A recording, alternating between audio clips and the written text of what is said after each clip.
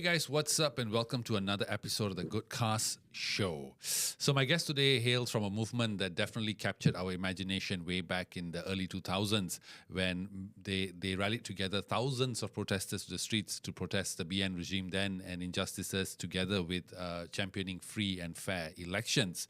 The movement I'm talking about is of course BERSIH, and today I'm joined by its chairman. It's new one, basically. But before we get to him, just a bit of a bio for you all to get to know the new BERSIH chairman. He's the former president of the Muslim Youth Movement Malaysia, ABIM, from 2019 to 2023, which basically has garnered a lot of conspiracies of whether or not is he a mole of our prime minister, considering the PMX also is from ABIM. And he was also the deputy chairperson of the Coalition of Clean and Fair Elections, BERSIH, from 2018 to 2020. He was the former president of the National Union of Malaysian Muslim Students, PKPIM, from 2009 to 2011. But aside from his roles, the man has played many roles, particularly in diverse projects such as the Palestinian Refugees Assessment Mission, as well as striving to build bridges and an inclusive society via the Bangsa Malaysia campaign during his tenure as ABIM president. Now, he's also received a federal honor for his outstanding contributions. He is actively engaged with several organizations, including grassroots community initiative known as Adab Youth Garage, AYG. He's also an International Visitor Leadership Program, IVLP alumni, and a professional exchange program, which is basically aimed at emerging leaders. So he's none other than the chairman of BERSIH, as I mentioned, Muhammad Faisal bin Abdul Aziz. How are you, Faisal? Yeah, I'm good. Thank you for having me. Thank you for coming on the podcast. So is it true? Are you a mole of PMX in BERSIH now? Yeah, actually, there are a lot of speculations about my position in BERSIH, but I always put it this way. My conscience is clear. Whoever is in power, BERSIH always be critical to the government, whether it is by PH or BN or PN, whoever in power. Yes, and I do agree. Now, let's get to it. Before we get into the many statements that have been released by BERSIH of late, as the new chairman of BERSIH, let's hear it. What are your plans for the movement going forward? Okay, now we are heading towards 2025, 3 years of Madani's government's rule. And just to have a step back a bit, what we have done for this year, actually it is kind of preparation for advocating for more reform for the next year. And that's the reason why, if I may share, we have done, for example, the grassroots projects in Johor and in Sarawak, and we plan to do that in Kelantan, Penang, and perhaps in Perak and Sabah as well. The reason why, because we want to gain the public imagination about reform. I mean, in order to talk more about reform, political party always say that it is less popular when we talk about political reform. AGPP, institutional reform is not something that that can win over the vote from the constituents, other than economic reform and so on. So that's the reason why we have to put the public behind us to advocate for reform, and for that reason we will go further for that in 2035 to monitor and also to be more critical to the government to implement the reform, because there is no other excuse can be made by the government, because now we are heading towards the 3 years of Madani's government, not 1 or 2 years of Madani government. Yeah. Now we'll get into that, particularly with of course, recently BERSIH made headlines when it gave the government a great D. But before that, BERSIH was founded by a few, of course, NGOs together with political parties such as PKR, DAP, and PAS and all that way back when. Yeah. Now that the Madani government is in power, and of course, Prime Minister Dato Sri Anwar Ibrahim was a big fixture of the BERSIH rallies, and he basically championed his push for prime ministership.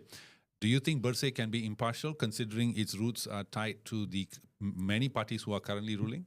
Yes, historically speaking, yes. It was the PH supporters and PH political leaders who were part of the BERSIH movement. I mean, because during that time, during the BN regimes, there is nowhere for us to engage with the government, and let alone our former chairman Abdullah was detained under SOSMA and the rest of political activists, social activists. So that's the reason why for us, I mean, among the CSO, especially citizens who fight for human rights. Uh, take a step to be part with.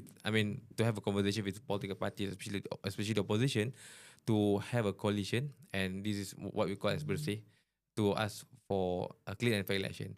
And moving forward, now, even not only now, then 2018, PH was in the government. So it was the first time we have, not alignment, but I can say that changes of strategy a bit, because we cannot deny the fact that since 2018, when PH government was in power, there is a room or there is a space for engagement, especially through parliament. But at the end of the day, we still being critical to the government. We still, being non-partisan politics. If government do something bad, we criticize. If I mention it, 2018, when during Tun Mahathir's time, when DNA was granted to Lim Guan Eng, we issued a statement as well to criticize that. So that shows how impartiality of the BERSIH when it comes to critical. When it comes to good governance and also democratic process. Fantastic. And I think as a voter, that's what we want, right? NGOs Yes. and movements supporting our push for fair government. Now, interestingly enough, recently, BERSIH was mooted. There was an idea mooted to morph BERSIH into a political party, right? Yeah. Which would, if you think about it, which sort of seems the natural progression. Basically, BERSIH now would be able to be in parliament. So it sort of moves from the streets into parliament, where one could argue, and parliament is basically the heart of any democracy, right? The Dewan Rakyat.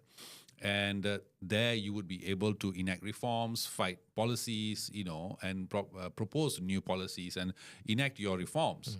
But you mentioned, I think it was you, if I'm not mistaken, who said that that BERSIH will remain a social movement as opposed to a political party. Why the decision to not morph into a political party? Yes, last May, we held this Congress BERSIH. We invited all the NGO of BERSIH, and also not only NGO but all other NGO as well, and individuals to come forward to discuss about the future of BERSIH and also about the future of democracy in Malaysia. And actually, there was a motions put up by, I think, individuals or several NGOs to change to have a more dynamic movement of BERSIH. To change from social movement to political parties. But in consensus, not only me, I'm personally, but in consensus, we believe that in order for CSO to, to play a vital role in terms of democratization process, I think it is paramount to remain as social movement. Because let me put this way: if we change to political parties, now we have seen a lot of political parties, new political parties, and it is very difficult to make a change by having a new political parties, because first, having this first past the post system, minor political parties cannot beat the threshold. I think in history, only Parti Keadilan Rakyat (PKR) can beat the threshold. Newly built a political party in 1999, 1938, and then now they can, win over certain seats, and they can adapt with the first past the post. But other than that, like MODA or even minor political parties in Sabah and Sarawak, they cannot go further, and nothing much can be done as a political parties. But we appreciate the role. MODA or any political parties in Sabah, Sarawak, local parties and so on. Yeah, we appreciate the role. Still, it is a very important role.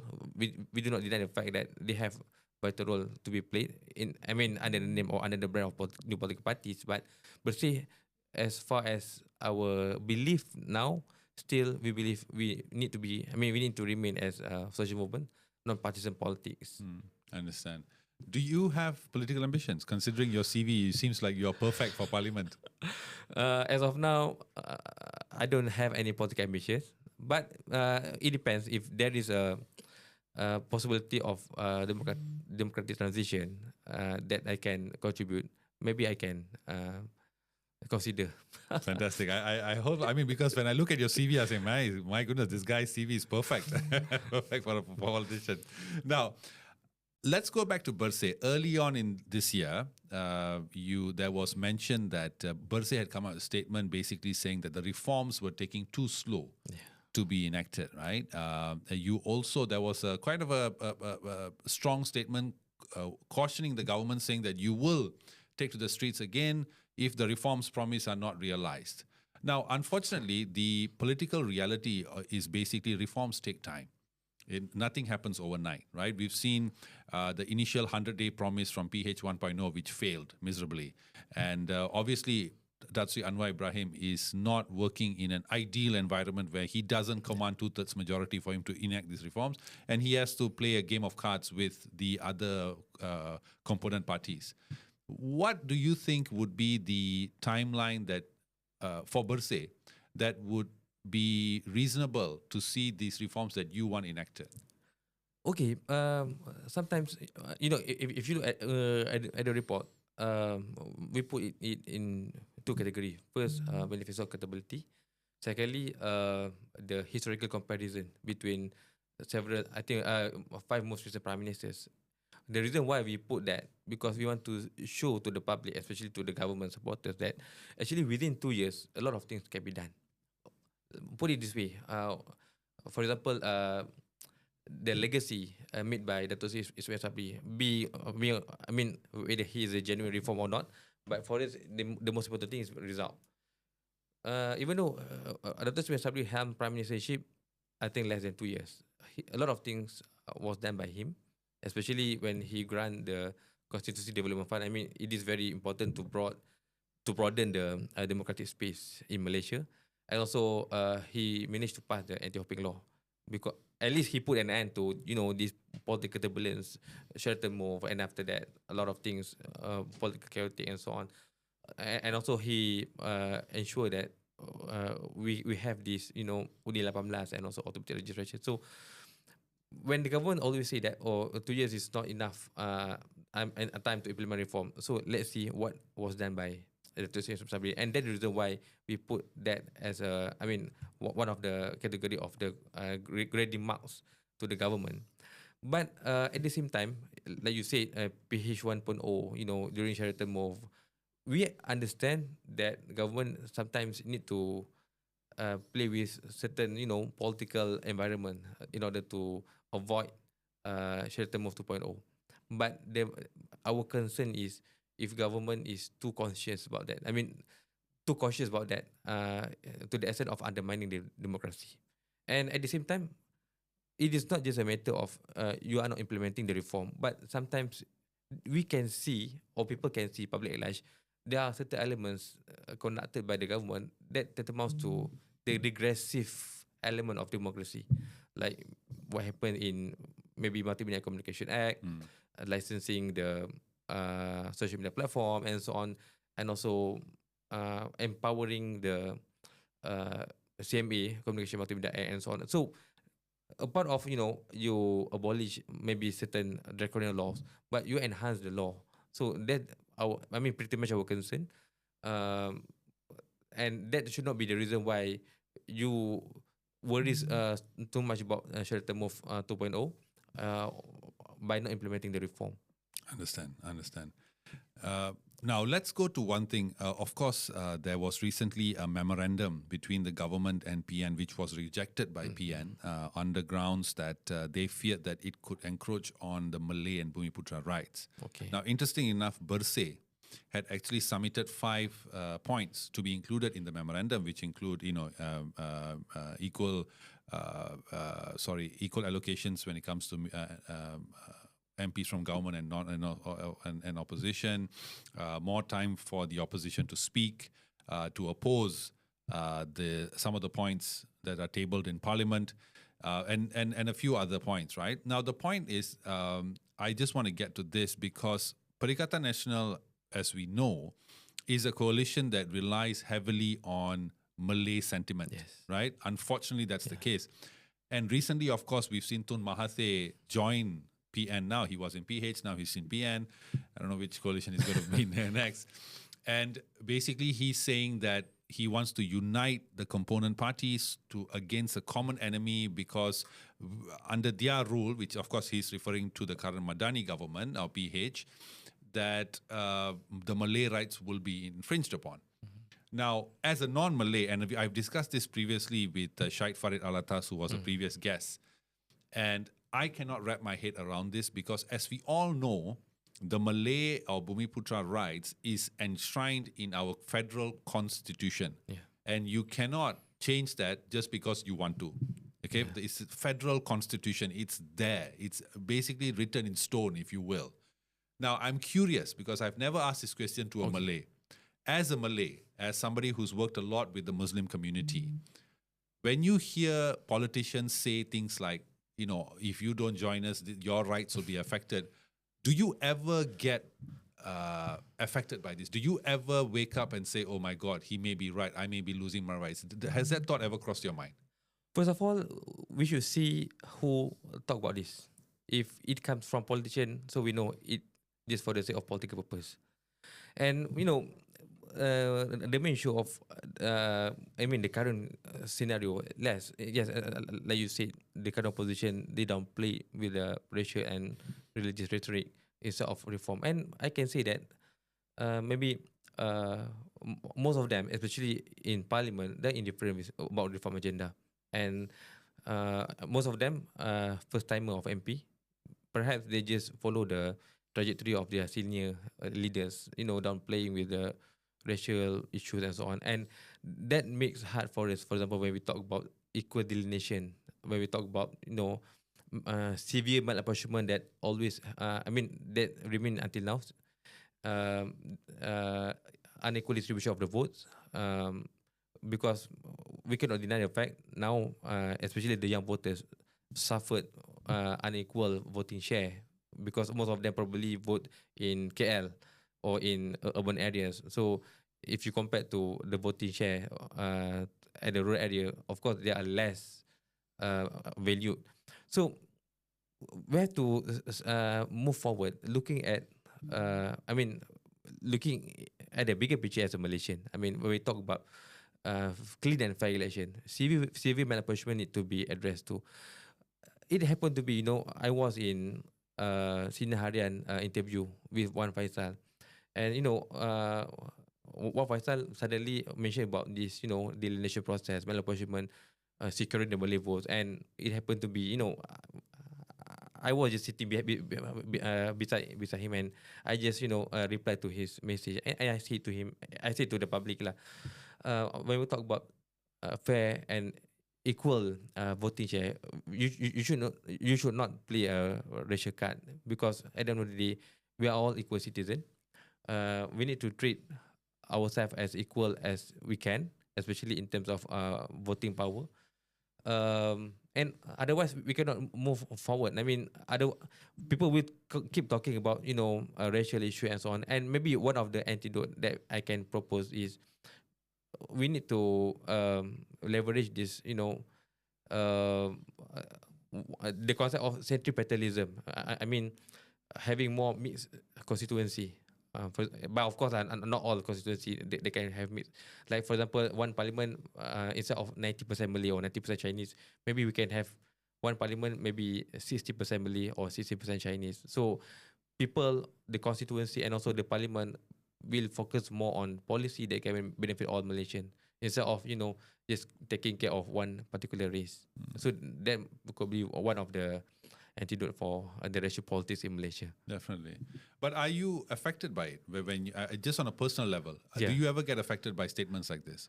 I don't think so, because I think, you know, looking at the current, what was done by current unity government, nothing much I can say that being done by the current government that affect the Malays. Everything, you know, business as usual. We can see royalty remain there. Jakim still got the power to manage Islam. So there's nothing issue.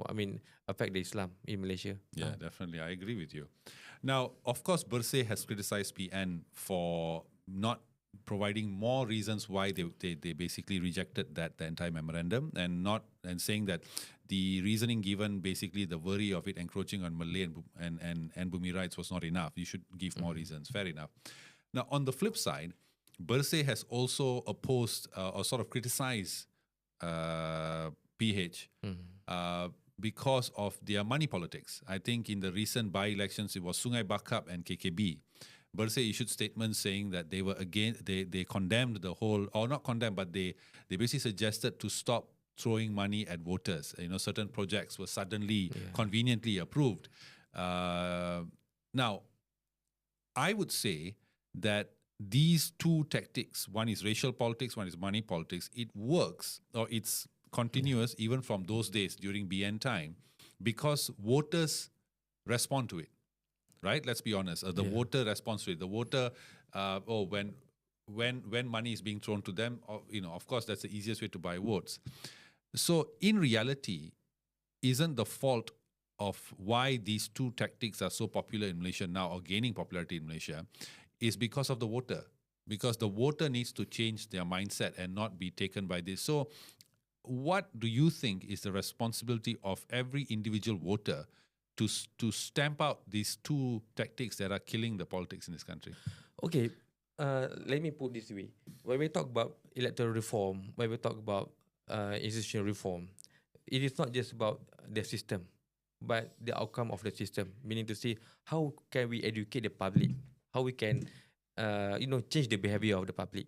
For example, when we talk about, like I said, centripetalism, when we have more equal representation in terms of vote, so public will taking care less about their risk over policy, economic issues, and so on. Like, for example, when we talk about money politics, and one of the reasons why we put forth this Atas Pendanaan Politik, Political Financing Act. First, of course, we need to regulate the political funding, the donors to political parties. But the more important thing is we want political parties to, to have this kind of mentality, less rely on money to win over election. And when they have, less expenses, especially in terms of political campaign, at least, gradually it will educate the public to less rely on the, money thrown to them to win over their vote, for example. So yes, of course, it is. Maybe it takes time. It is a long shot, perhaps. But as I said, when we talk about the system, when we talk about the change, when we talk about this particular reform, it's not just about the changing of the system, but the outcome of it. I mean, to change the behavior of the public, of the people, to educate the people. Definitely, I agree with that. Now, recently, Dato Ambiga labelled the current Madani government. She used the term, the most dictatorial government, right? Yeah. You said that the term was quite extreme. Yeah. What term would you prescribe to the Madani government? Okay, before I describe that, I have a conversation, with Dato Ambiga, and I said to her that I disagree with her because if you say that this current government is the most dictatorial, so where can you put Mahathir 1.0? During Operasi Lalang, ISA, misuse of power. So where do you put that period of time if you say that this current government is most dictatorial? But I can simply put that any government can be dictator. That's the reason why we need to have CSO. We need to have a strong opposition. We need to have people of the public that aware of to always be critical to the government. And even though now the current government is not the most dictatorial as compared to Mahathir 1.0, but I cannot deny the fact the current government can be more dictatorial to Mahathir 1.0. So it's very subjective. But at the end of the day, in order to ensure that it will not happen, we need to have a strong CSO and also opposition and also public large to be critical to the government. Of course, when I was reading the statement, I couldn't help but wonder. BERSIH, of course, has been very critical of the Madani government. As I said, you granted them a D for their report card. Was your refuting of her statement sort of a way to mend the bridges with the government? Was that your intention? Actually, when we talk about reform, we have two main strategies. First, table banking, or always be critical, whatever the wrong things, or the wrongdoings done by the government. But at the same time, we try to leverage the bridge because at the end of the day, there are MPs who are friendly with us, like YB Hassan Karim, backbenchers. The MP for the government from DAP and PKR, and also Amanah, that can be the bridge. I mean, to advocate reform from the internal party meeting and so on the platform. So it is two ways of two ways of strategy. Be critical, also try to be more engaged with the government to advocate for the reform. I understand. Yes. Now, when in a in another statement that you issued, you commended PMX for his response to the degrade, and you also said that it would take. They still have several years left in their term before the GE to prove whether these reforms can actually take place. Now, when we see that in past, we see speeches made by Dato Sri Anwar Ibrahim during the campaigning periods before he was Prime Minister compared to now, we see a vast difference between the promises made then and what is actually happening. For example, the revision of the diesel subsidies, the upcoming, revision of the petrol subsidies, which is going to be a huge thing. The passing of bills that seem very authoritarian. One perfect example is the ACTA 342, which is recently passed in Parliament, which is quite a scary bill, to be honest. The proposed reintroduction of the yearly renewal for the publication licenses for news and all that. The current, as you mentioned, the sort of rules that are being sort of proposed for social media and all that, the curtailing, removal of online content. I think we will get into Fahmi Reza, who recently was banned from TikTok and all that. Now, when you see all this, are you confident that the reforms that were mooted during the campaigning period in the manifestos and all that can actually come through within these 2 to 3 years?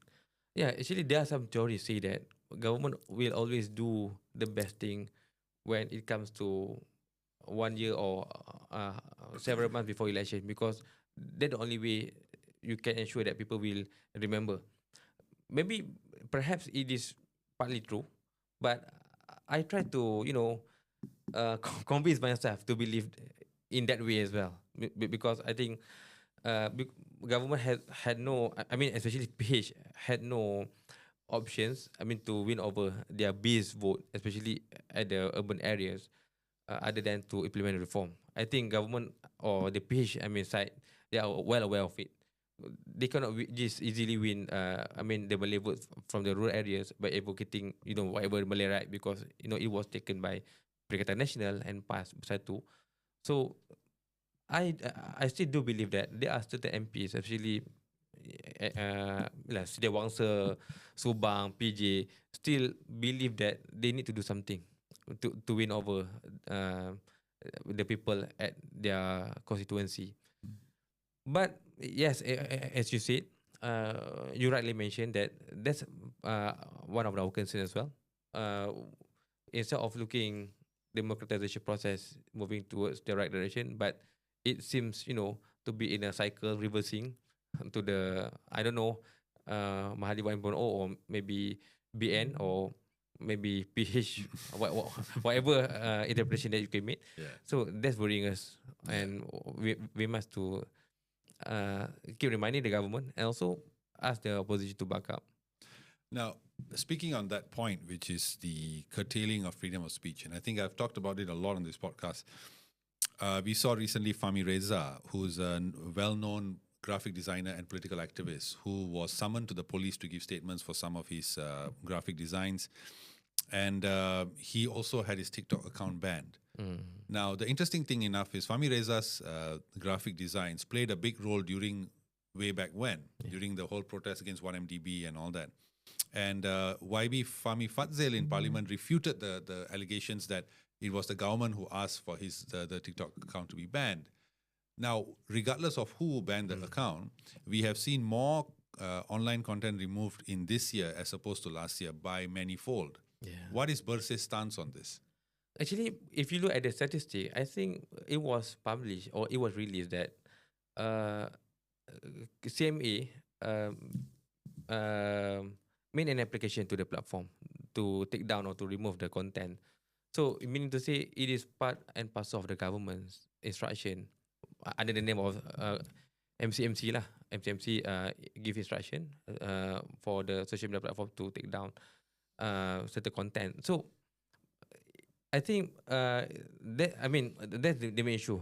If government say that it is not the government who give the instruction, come up with a clean hand. I mean, be transparent. Show us. I mean, who ask the platform to take down that content, and then people can decide. People will know if you come up with a clean hand. I mean, if you show to the public transparently about who give instruction for the TikTok to ban or to take down the content. Yeah, definitely. Now, I want to get your view on a recent issue that happened in Parliament, which for me was it was quite shocking because I found myself actually siding with PN on this matter, which I rarely do. But this time I was on the side of PN. Now, the speaker, Parliament speaker, had asked YB Pendang he expelled him from Dewan Rakyat for 10 days. Because of a video he posted on TikTok of him criticizing the parliamentary speaker. Now, of course, there are specifics because according to the speaker, the person who was the one who issued a statement or made a ruling was the deputy speaker and not him, etc., etc. Yeah. But the key thing here is that from the PN blog, a former parliamentary speaker said that any expulsion from Dewan Rakyat must be based on something that happened within the Dewan Rakyat, not outside. And he also said that this move sets a very dangerous precedent because now the speaker can kick out anyone regardless of you say something outside and you get kicked out. What do you think about this? For me, yes, it is a weird move by the speaker, unprecedented. And I agree with you. The speaker should use his own power when it comes to, I mean, parliament sitting, when parliament sitting reconvene. And if there is, for example, breach of certain standing order, explicitly stated in the standing order, then the speaker can make a move. I mean, can decide to expel or whatever action that can be made.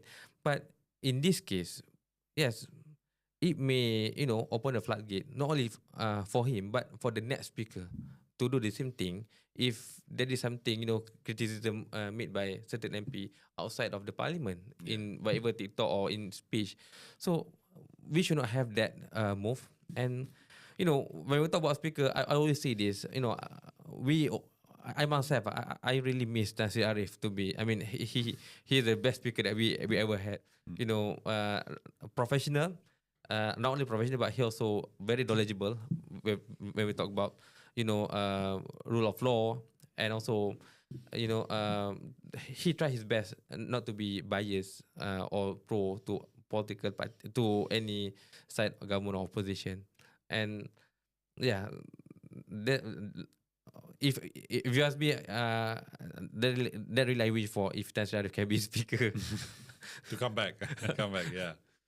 But it's just on that note about Parliament, I've heard many speakers, current speakers, whether it be the current speaker or his deputies, point out the fact that people are watching parliamentary proceedings, and that sometimes the parliamentary proceedings can become, for less of a better word, kecoh lah. It becomes like a shouting match. I recently interviewed Tan Sri Lim Kit Siang, and when I was reading a book that was written about him, he used to, in Parliament, always, even though he would oppose BN, but he would always also accompany that with solutions, with proposals, and also it wasn't just pointing mistakes. It was, it was also providing solutions. We see recently, of course, I think his Tok Mat is his name, Tok Mat, the Omar Sen. The one from Rembau, right? Foreign minister. Yeah, for the big issue now is that he has to pay a compound because he was caught smoking. I find these issues very trivial, and yet they are being spoken in Parliament. Even there was a time when we were talking about Coldplay concert in Parliament, Taylor Swift. I do not understand this. In your opinion, being someone who's been around a lot of politicians and all that, do you think that the standard in Parliament today should be better? Yes, it should be better. And that's the reason why we advocate for, structural reform, especially parliamentary reform. Step back a bit. Why I miss Tan Sri Arif? What Tan Sri Arif did when he was Speaker of Parliament? He set up a lot of committee, APBGM, All Parties Parliamentary Group, and also PSSC, and several things, even caucus. Why? What's the reason behind? Because he want to give more jobs to MP to focus on, discussing about policies, how to improve the governance of the government of the day, how to be constructive in terms of commenting the government agenda, engaging with CSO, like, through APBGM, CSO can be part of the APBGM. So MP can interact with the CSO. So I think we should proceed with what was done by Tasir Arif. In terms of the idea behind, in order to, to give more jobs to MP, to be more constructive in implementing government policies. At the same time, in addition to that, we need to have, like we advocate for Parliamentary Services Act. Having that PSA, Parliament can get more money, autonomy, and having more money, Parliament can do a lot of things. Like I said, set up standing committee for election, send up standing committee for, to discuss about the key appointment and so on. So having that platform, or having changed the structure of the Parliament, it will, resuscitate the discussion throughout the Parliament. All MPs can join together hand in hand to be more constructive, instead of, just pointing a mistake during the session. Because, if you ask me about the performance of the MP, it's not just about, how you can debate well in the open session, but how can you contribute in detail, in depth, through the committee. And that's the reason why I think Parliament speakers or government of the day need to step up a bit to have structural reform in terms of parliamentary setup, to empower more parliamentarians to have more discussion, more interaction with among the MPs and also the CSO, to discuss more about the policies. So if we can have that, at least we can change the mindset of the MPs. Yeah. Now, I want to get into BERSIH now, more in detail. You gave the government a D grade. I mean, not you, but the movement, right? Now, while it is, some would say fair, some would oppose it, a lot of comments have come about it. One could argue that BERSIH has also slipped from where it was before. Before, it was this movement that sort of captured the imagination of voters, large numbers and all that. Today, it's become more of a political commentator and protests here and there, but not at that same size as it was.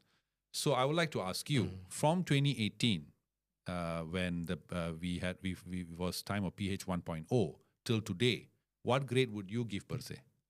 To BERSIH? Yeah. Oh, I think it's unfair for me Bias, to evaluate myself. But yeah, I used to read one comment by, maybe political party activist. He graded BERSIH in 2018 as D, if I'm not mistaken, but now as B plus. So it depends on the people to evaluate lah. I'm not in the position to evaluate myself. Okay, fair enough. Bit of a cheeky question there, I think. Now, there was a past chairman named Thomas Fun. Yes. Who resigned from BERSIH, and he had this to say.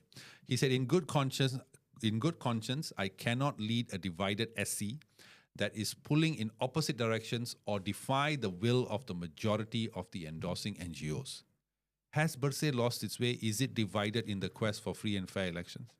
I think, the statement came in about December or November or December last year. Actually, the main issue in BERSIH was contestation of idea. Some say that BERSIH need to be a people movement, talk about rally, talk about, be critical to the government, table banging and so on. And some say that BERSIH, in the long term, in terms of sustainability, need to be more institutional based, like a think tank, maybe like but still play as a vital role to be critical to the government, but perhaps be more constructive. In that sense, and during that time, the contestation of idea was quite, quite obvious, and especially through the result of the election of BERSIH last November 2023, and Thomas maybe perhaps during his tenureship, he think that his idea is not welcome by the BERSIH and also NGO, and that's the reason why he stepped down. I'm not saying that his position is wrong. I could appreciate his idea to see BERSIH to be more sustainable in the future. Yeah, but at the same time, I think how do we strike the balance to how to harmonize the expectation among the NOC NGO is vital as well. Now, just to still stick on what he said, he had another statement. He said, "It is clear to me that my efforts to evolve BERSIH into a people's institution were rejected by the majority of the endorsing NGOs of BERSIH." So this is sort of building of what you just said. Yeah. But if it isn't a so I can assume from this statement that BERSIH isn't a people's institution. Then in your opinion, what is BERSIH now? BERSIH remains as a people's movement, but at the same time, we cannot deny our role, to be more, to be more substantive. Not just table banking without any concrete alternative, but how to strike the balance. We remain as a people movement, talk about rally, talk about,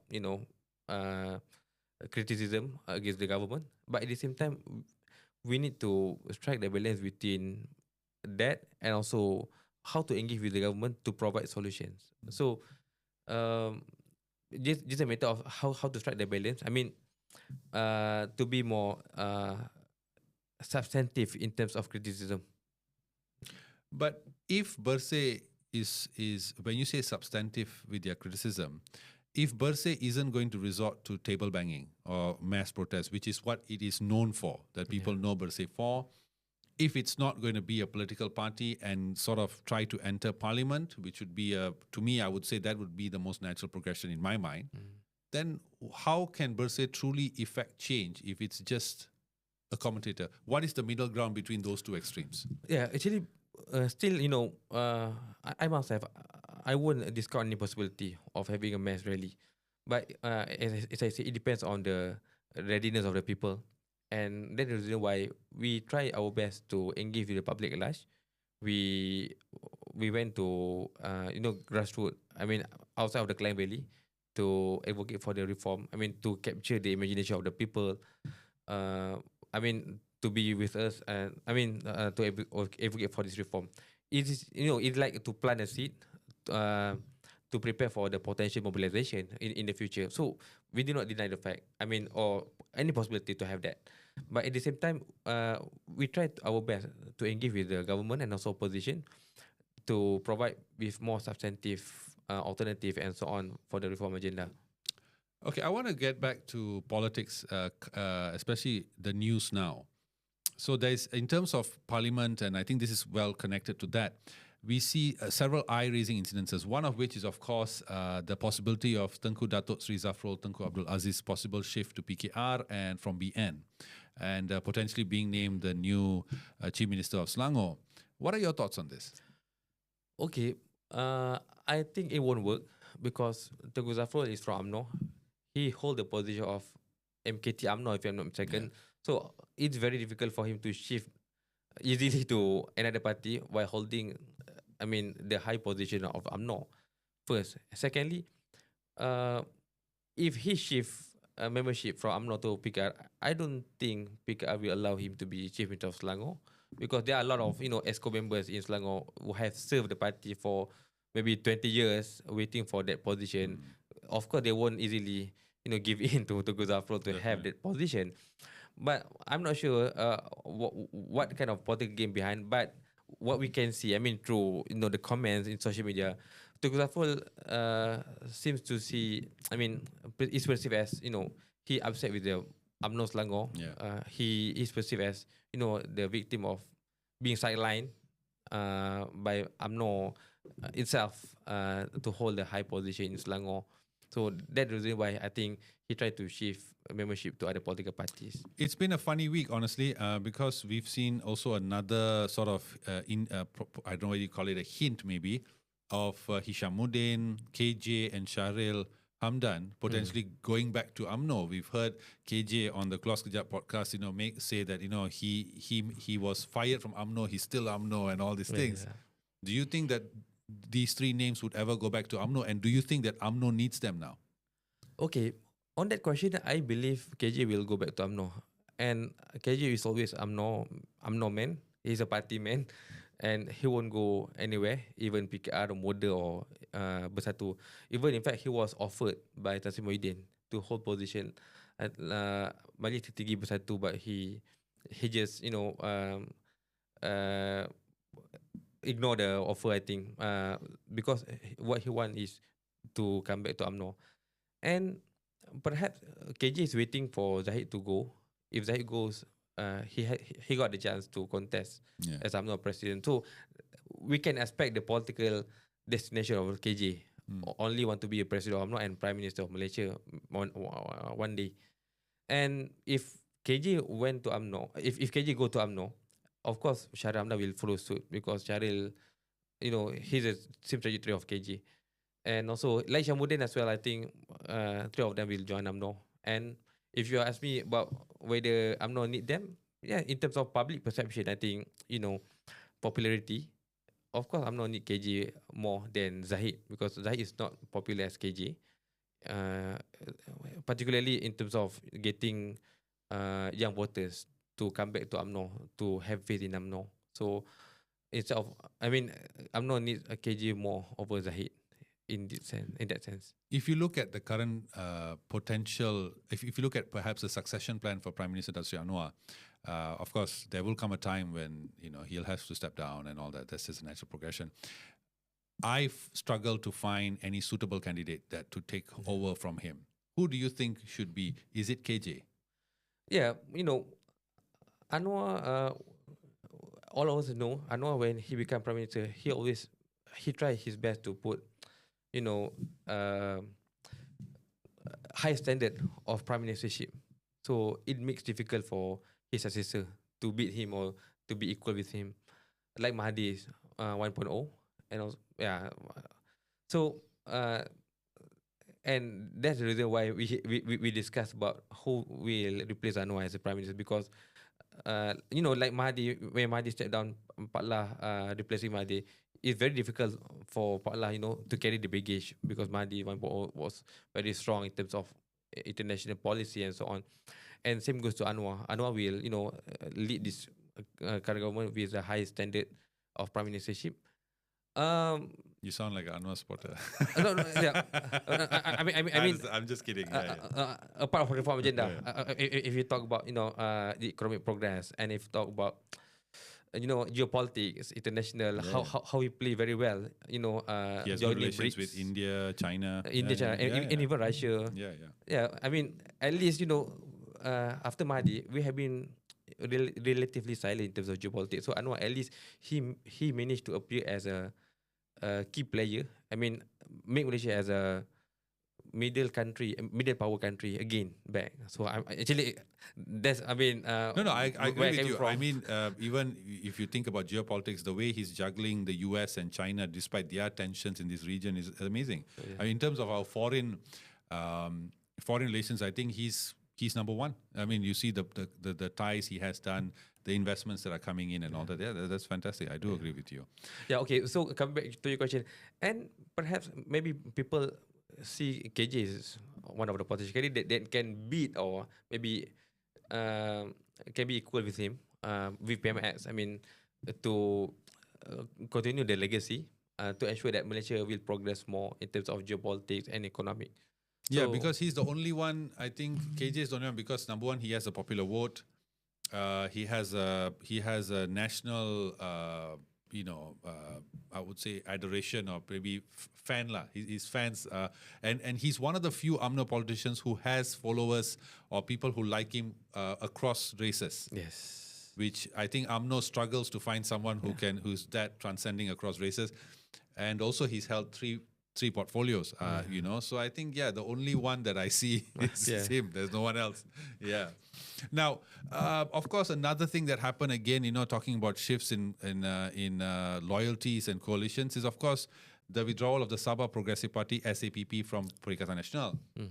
What do you think this withdrawal from PN will do to the balance of power between Pakatan and PN?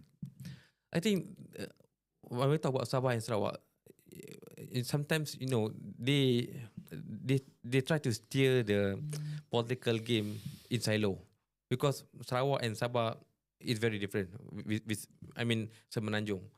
And when SAPP I mean take position not to join PN, yeah, we can see the dynamism of political negotiation. Perhaps SPP want to, to form a coalition with GRS, PH, and BN, Yeah. and then they form a coalition government within it, the local parties and so on. So it's very dynamic. Like Sarawak, as of now, yeah, still we can hear that the position made by GPS not to allow PKR or DAP to contest. So they were really in silo, and they have their own dynamism in terms of political game.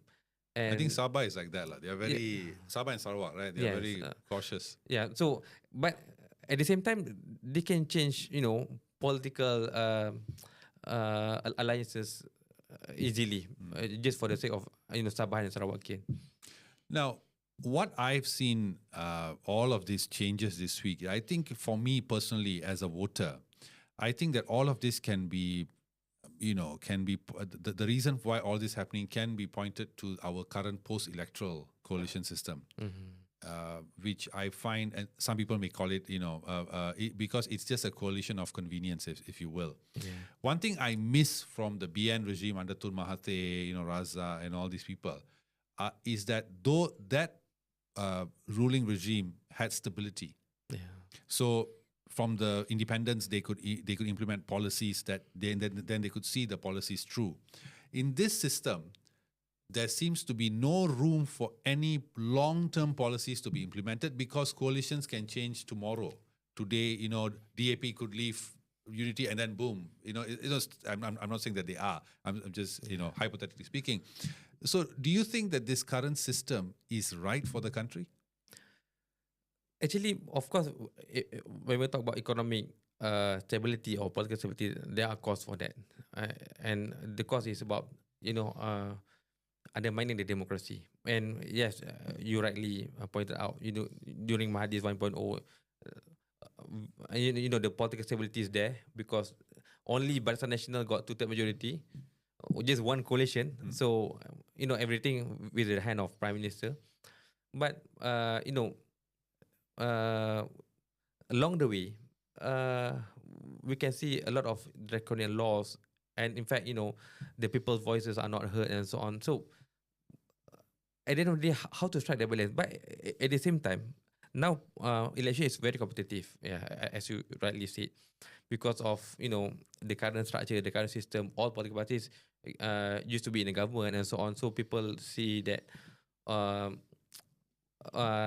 Every political party is the same, and like you said, coalition can change. Perhaps maybe in the future, it is timely for us to see the possibility of having electoral system change. Instead of having just first past the post, maybe you can have one parliamentary seat based on voting share, proportionate system.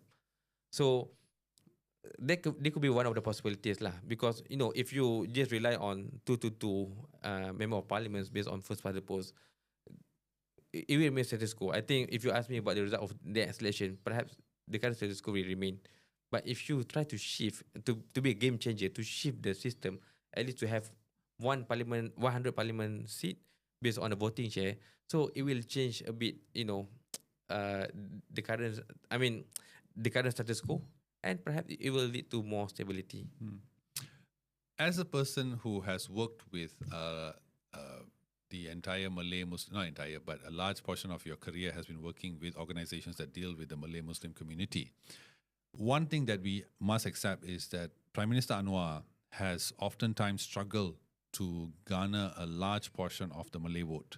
And these votes end up going to PN. Why do you think that's so? I think one of the reasons, of course, the political game played by opposition. When they manage to demonize, I can say, the DAP, as anti-Islam, anti-Muslim, and so on. And of course, as of now, it is a huge task by PMX to at least to have more clean image of the AP. Not attacking Islam and so. So it's very difficult. It's not easy, especially in at the rural area. How to convince the Malay at the rural side, but I don't think it is the same case. Like I mean, for the Malay at the urban area, because they know better about what the AP did in terms of policy and so on. But yeah, in terms of managing to demonize political parties, especially as anti-Muslim, anti-Islam, and secondly, the failure of page 1.0 lah. I think in terms of communication barrier, communication failure, for example, when they suddenly, uh, you know, every cabinet ministers issue statement against each other, and then without having more concrete plan and so on. So that was one of the backlash to the image of the PH. Yeah, definitely. Now, what are the reforms that you would like to see take place in the coming years of the Madani government? Okay, first, of course, about electoral reform. I mean, as you said, BERSIH, we came forward since 2007 precisely because of electoral reform. So at least we want to see the engagement and the amendment of Electoral Offences Act (EOA). In the lead up to Sabah election next year, maybe end of next year, at least we can have the new version of Election Offences Act (EOA), having more, having more inclusive regulation in terms of transparency, political donations, expenses and so on, and also to ensure that there is no misuse of power in terms of government machinery. So we talk about unequal level field that all is happening now. Secondly, of course, Parliamentary Services Act, as I said, whether we like it or not, we need to have PSA so that Parliament can get more autonomy in terms of monetary. They can run their own business. They can engage more with the public. They can give more works and job to MP to be more constructive and engage when it comes to policy making process. And thirdly, of course, about Political Financing Act. A lot of political donations by any political parties, they shrouded in secrecy. Now, even in fact, having this online campaign is very difficult to identify the money goes from any political parties donation, given to influencers. Maybe they can give through cash, maybe through proxy and so on. So it is not healthy, and that's the reason why we need to have Political Financing Act. And to answer the current issue of Sabahan Adun's, the alleged of corruption through the video being viral. Yeah, definitely. Now, just to get your final thought on this, as you mentioned earlier, that the key thing for BERSIH would be to educate voters. And I think that is very important because I think, if I'm not mistaken, I think we are 2 years away from GE16, right? So before I get to that about the voters, I just want to get your view on this and your perhaps prediction. Will PMX still remain as Prime Minister after GE16? It's really difficult to answer that. He can, first, if he implement the reform that he promised for, because whether he like it or not, he has to aware that he need his own base, PH voters, or maybe urban area voters like DAP and PKPIM and Amanah. So having that in hand, then he can have more negotiation with GPS or maybe GRS or even Barisan Nasional. Secondly, of course, he need his best to win over public servant, and I think that's what he's trying to do. Increase of salary, for example, Bonuses, and so on, because we have hundreds of thousands of public servants, and we know statistically, over the last election, most of them voted for PN. So if he managed to get or to win over or to shift the vote of public servants from PN to PH, I think he can sustain in power. Do you think that the BN PH love affair will end? because when we are looking now, especially with the Tengku Zafrul jumping parties, we have seen that Datuk Sri Zaid Hamidi has come up with statements saying that, he thinks that party hopping within the component parties in a government should not be done. Do you see that this will go on until the next election? I think in terms of stability, this current government will continue until, we continue until this mandate end. But what happen next, we are not sure whether Datuk Seri Zahid will remain, keep intact with PH or not. But in terms of stability, I do believe that this current government will maintain its mandate for the next remaining 3 years. So one final question, sir. So we talked earlier about your political ambitions, and so I think recently this question was asked to Sharil Hamdan, who gave an answer. So I would like to ask this to you: if you had to join politics, which party would it be? Tough question for a guy from BERSIH. I try my best. I will accept the offer for any political parties if that political parties can give space for me to move Malaysia towards the right direction in terms of democratization process. Okay, fantastic. Very diplomatic answer. You are a perfect politician. No, but honestly, congrats on your election as chairman. I'm very excited to see what you'll do. I mean, from your resume, you really have a very amazing resume, and fantastic. So, just my thoughts on just your thoughts on this. When will we ever see BERSIH mass protest again? Or is that a remnant of the past? It's a gone thing. Yeah, I do not deny the possibility.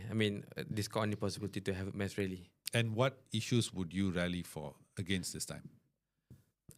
Political reform, one of the things. But we cannot deny perhaps there will be certain incidents that can reunite people to fight against the regime. Okay. Like Najib's case before. So we are ready for that. Fantastic, man. Fantastic. So that's all for today, folks. It was really fun having Mr. Faisal on and discussing BERSIH, its current opinions and the future of this movement that I was, I must say, a huge fan of in my university days and growing up as a young adult. So as always, if you guys have any comments, please share your comments and like the video. And hopefully, if you have any questions or you guys want to join BERSIH as well, we'll be sharing all their links on our videos that we upload. And stay tuned for our next episode. We have Ms. Hui Ting from PSM coming on board the podcast. As well, we'll be talking to Javier Justo, the 1MDB whistleblower. And then we'll be taking a break for the year. So stay tuned and we'll see you again. Bye.